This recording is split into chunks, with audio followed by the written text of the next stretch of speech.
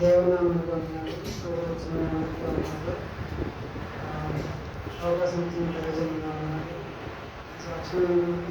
Last Friday కాకుండా అంతకుముందు Friday నేను మా హాస్టల్లో టెర్రస్ మీద సాంగ్ ప్రతిరోజు అంటే పైన ఇంకా అతను పైకి వచ్చాడు నాకు పలకరించినప్పుడు అతను మొత్తం బాధంతా నాకు చెప్పుకున్నాను. అంటే తను లాస్ట్ కంపెనీలో మానేశాడు.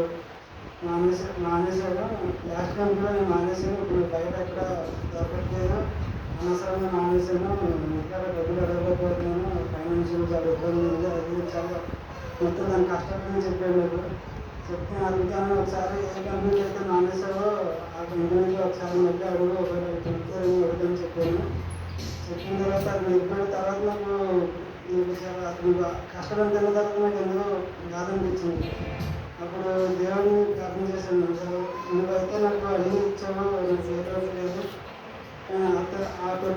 అబ్బాయి కొంచెం చింత దిగులు నీకే పూర్తిగా విడిచిపెట్టాను. నేను ఆ అబ్బాయికి త్వరగా మంచి జాబ్ వచ్చేలాగా సాయం చేయాలంటే నేను ప్రార్థన చేశాను.